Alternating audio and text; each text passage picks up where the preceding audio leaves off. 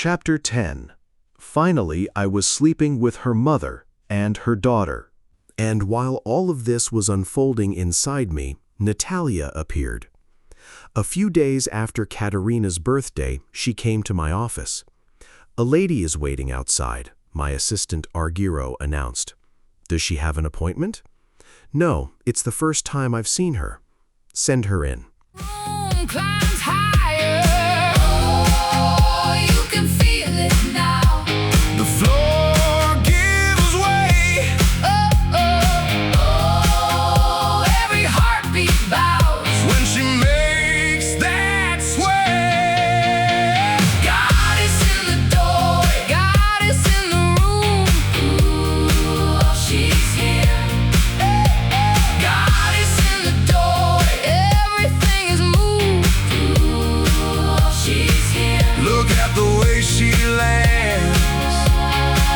Look at the way we lose.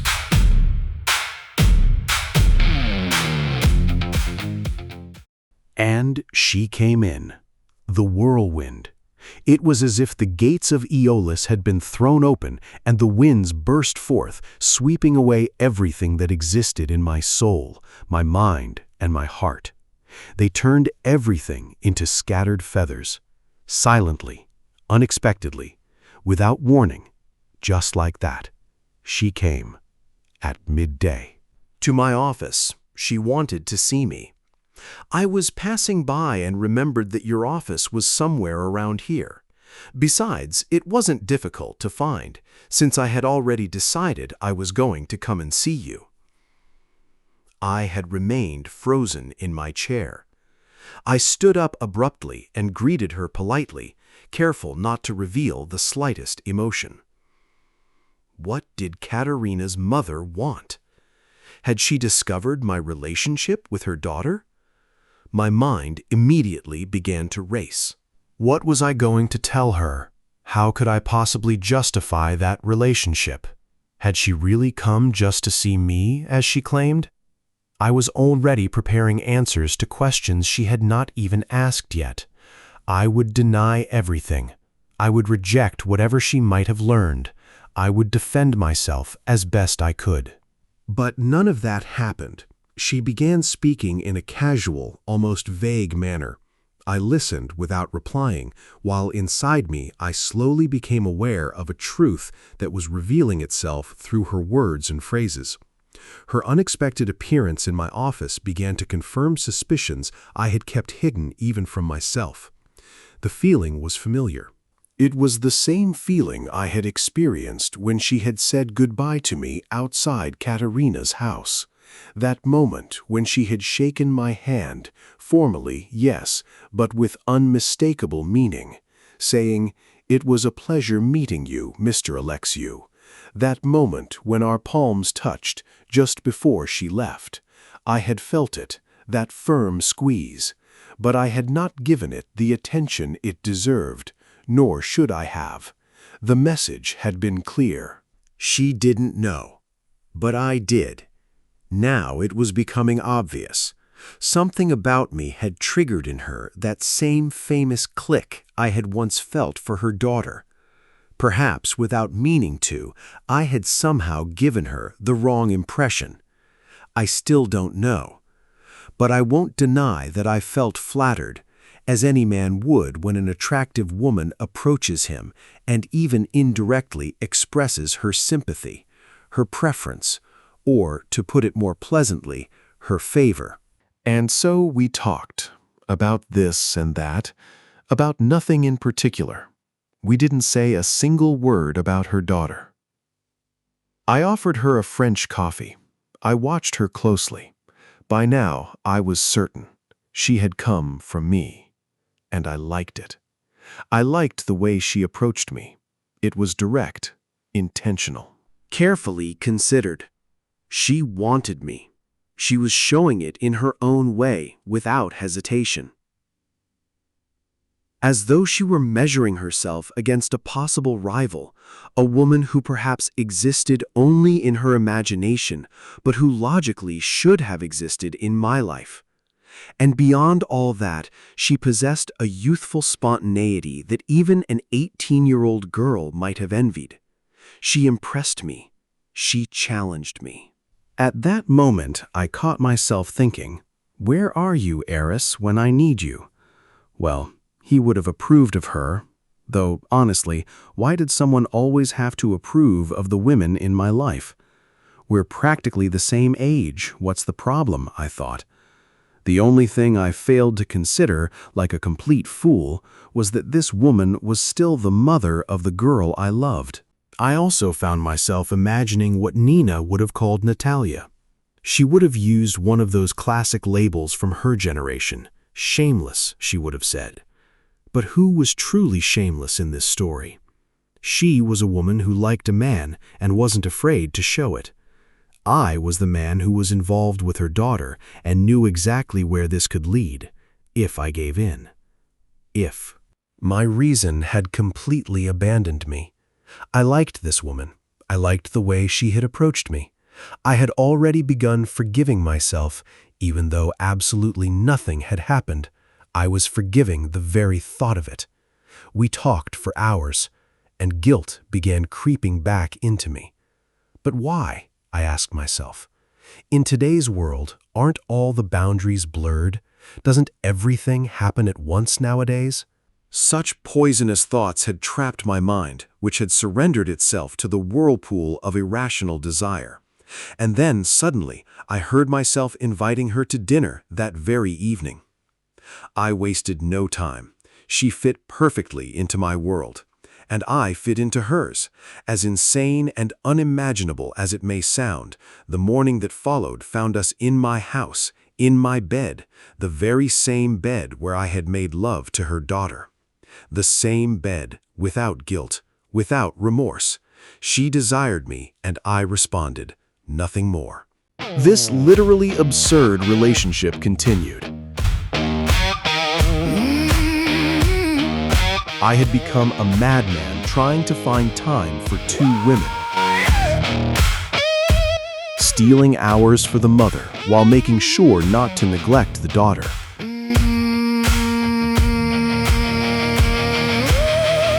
Day by day, this surreal nightmare grew darker and darker.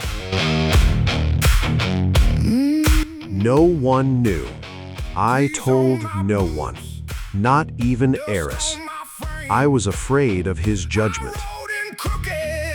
Sleep abandoned me.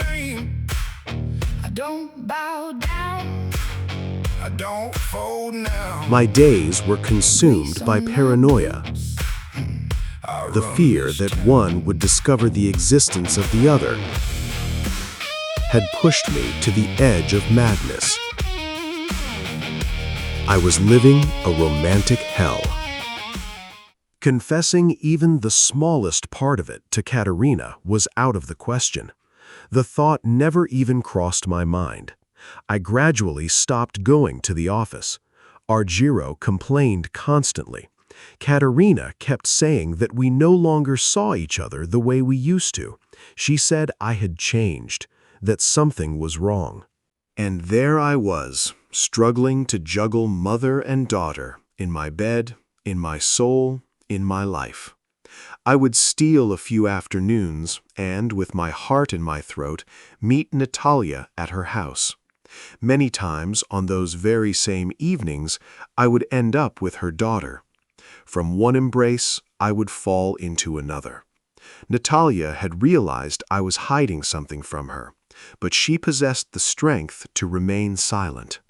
I had become a wreck, physically and emotionally. Eventually, I was forced to confess everything to Ares. He was stunned, completely speechless. "I can't believe what I'm hearing," he kept saying. "I just can't believe it." "I don't even know what to tell you anymore," he said. "I can't even bring myself to insult you. There are no words for a case like yours. My poor fool." Then, trying to lighten the mood, he added with a crooked smile, "They're going to beat the hell out of you, and they'll be right to do it." But there was a bitterness beneath his words that was impossible to miss. My situation was tragic, pitiful. Anyone who looked closely could see it. I was asking for trouble. The perfect and utterly unworthy lover. Perfect for the mother, unworthy of the daughter. "What am I supposed to do?" I asked Eris one day. "Disappear from both of their lives," he replied in his usual blunt manner. "That's impossible. Forget it." "Then stay with the right one," he answered sharply. "And which one is that?" "Certainly not your child. And Katerina will never find out that I left her for her mother." "Of course she won't find out, you idiot," Eris snapped. "Just as Natalia never discovered your relationship with her daughter, Katerina won't discover your affair with her mother. Simple as that." Eris always solved everything using his famous rule of 3. In reality, he was simply trying to soften the disaster he could see approaching. I couldn't find a solution. I was terrified of Katerina's reaction if I abandoned her, and I didn't want to lose Natalia. Mamie took a deep breath. She stopped typing. She raised her head and sighed. "I can't take any more today." I didn't answer. I felt as uncomfortable as she did. She closed the laptop. It was already dark outside. The door of room 319 opened. The doctor on the night shift had arrived. I believe at exactly the right moment. "How are we doing tonight, Mr. Alexiou?" the doctor asked, casting a quick glance at Manny, who was staring out the window. "Just fine, doctor," I replied with a smile. "Good night, then," he said, closing the door behind him. No arrogance, no pretense. He reminded me of my daughter, Diana. Who knows where my child is now? Somewhere in America, of course, but where exactly? Back when we still talked through video call, she was working at a hospital in Illinois. After everything that happened, she stopped caring about me altogether. Not a word, not a message, nothing. She hasn't returned to Greece once since she left. But all of that I will dictate to Manny tomorrow. Assuming, of course, that she is willing to come back after everything she heard today.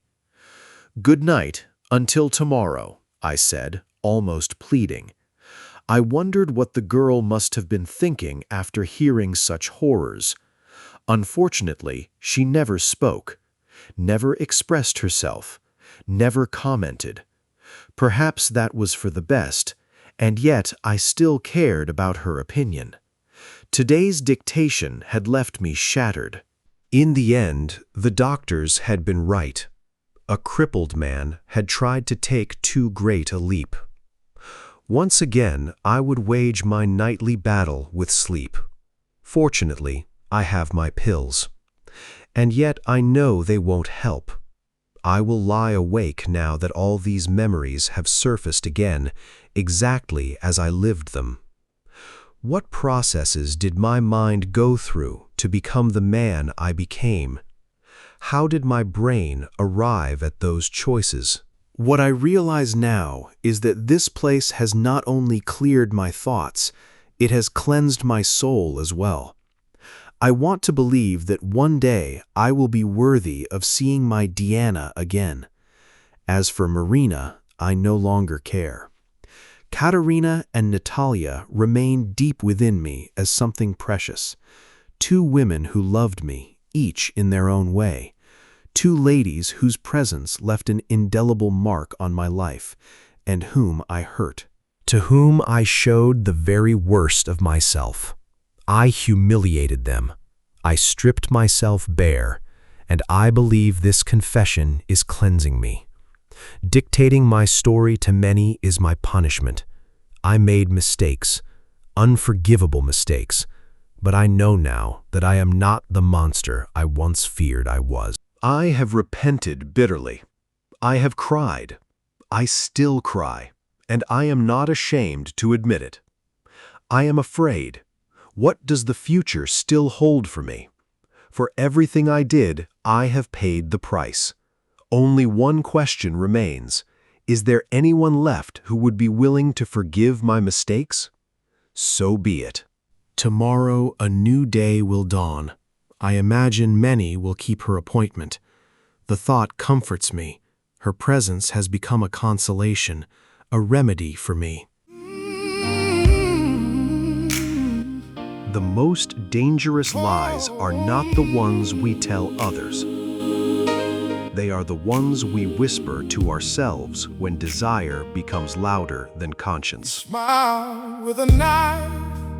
A man rarely falls because he cannot see the edge. He falls because he convinces himself it isn't there. Then call it holy.